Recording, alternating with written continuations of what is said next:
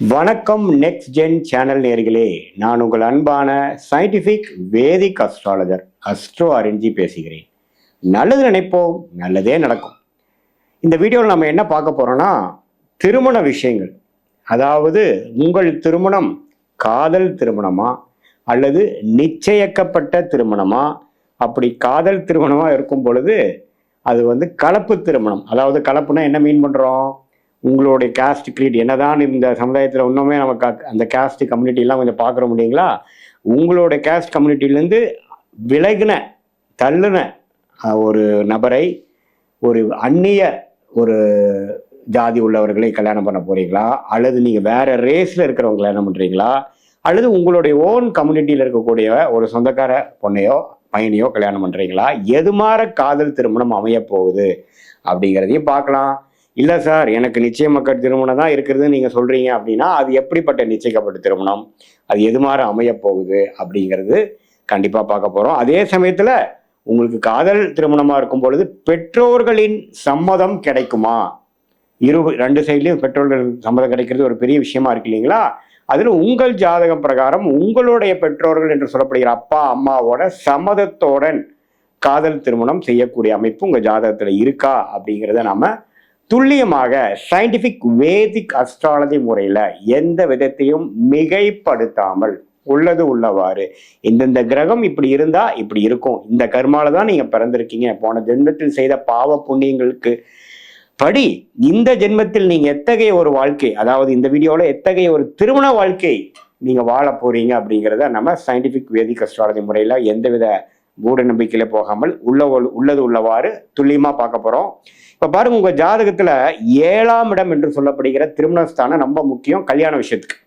ஏன்னா திருமண விஷயங்கள் 7ஆம் இடம் என்று சொல்லப்படுகிற பாவம், அந்த அந்த இடத்துல உங்க லக்னத்திலிருந்து 7ஆம் இடத்துல என்னென்ன கிரகம் இருக்கு, 7ஆம் வீட்டு அதிபதி எப்படி இருக்கிறார், குறிப்பா சுக்கிரன்கிற கிரகம். 9 கிரகத்துல வீனஸ் என்று இங்கிலீஷ்ல சொல்லக்கூடிய, ஆங்கிலத்தில் சொல்லக்கூடிய சுக்கிரன்கிற கிரகம் ஜாதகத்துல எப்படி இருக்காருங்கிற பொறுத்து தான் உங்களுக்கு எத்தகைய திருமணம் நடக்க போகுது அப்படிங்கிற ஒரு அமைப்பை நீங்களே தெரிந்து கொள்ளலாம்.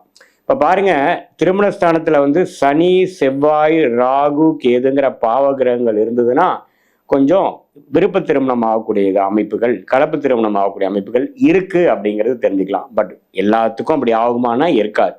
அடுத்தபடியா கன்ஃபர்மேஷன் நம்ம என்ன பார்க்கணும்னா, உங்களுடைய சுக்கிரன் எப்படி இருக்கார் அப்படிங்கிறதே பார்க்கணும். அதாவது ராகு, கேது, சனி, செவ்வாயோட தாக்கத்துல இருக்காரா சுக்கிரன் அப்படிங்கிற விஷயத்தை நீங்கள் பார்க்கணும். அப்படி இல்லை அப்படின்னா நமக்கு நிச்சயிக்கப்பட்ட திருமணம்க்கு அதிகமான பாசிபிலிட்டி இருக்கு. இல்ல சனி, செவ்வாய், ராகு, கேதுங்கிற ஒரு பாவகிரகத்தோட சேர்க்கையோ பார்வையோ சுக்கிரன் மேல உங்க ஜாதகத்துல இருக்கு அப்படின்னா உங்களுக்கு 7ஆம் இடத்துலையும் பாவகிரகங்கள் இருக்கிற வாய்ப்பு இருக்குது. அதே மாதிரி சுக்கிரனும் கொஞ்சம் பாதிக்கப்பட்டிருக்காரு அப்படின்னா கண்டிப்பா உங்களுக்கு உங்களுடைய லைஃப் பார்ட்னரை நீங்களே தேர்ந்தெடுக்கக்கூடிய அமைப்பு உங்க ஜாதகத்துல இருக்கு அப்படிங்கிற விஷயத்தை நம்ம தெரிந்து கொள்ளலாம். அதே மாதிரி சுக்கிரன் ராகு, கேது நட்சத்திரத்தில் இருந்தாலும், ராகு நட்சத்திரம் யாரு?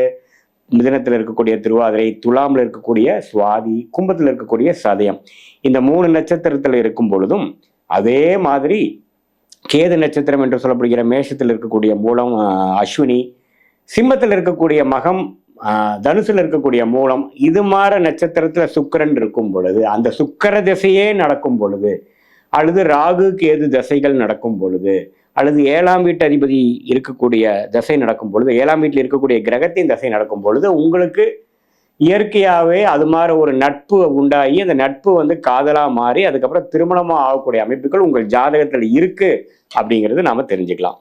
ஸோ அதே மாதிரி அது பெற்றோர்கள் சம்மதம் இருக்கா, பெற்றோர்கள் சம்மதம் இல்லையா அப்படிங்கிறது தெரியறதுக்கு சூரிய சந்திரர்கள் நன்றாக இருந்தா அவங்களோட சம்மதம் கிடைக்கும். சூரியன் சந்திரன்கள் ஜாதகத்துல கொஞ்சம் கெட்டிருக்கு, சரியா இல்லை, அதே சமயத்துல 9ஆம் வீடு 4ஆம் வீடுங்கிற தாயார் தந்தையாரை குறிக்கக்கூடிய வீடும் கொஞ்சம் பாதகமாக இருக்கு அப்படின்னாலும் கொஞ்சம் சிரமப்பட்டு அவங்களோட சம்மதம் பெறுவதற்கு கஷ்டப்படணுங்கிறது அமைப்பு இருக்கு.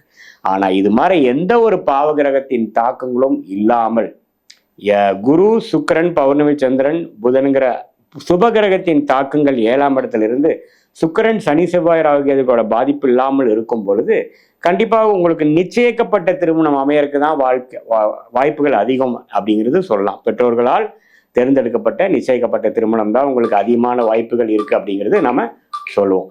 மீண்டும் மற்றொரு காலையில் சந்திப்போம். நன்றி, வணக்கம்.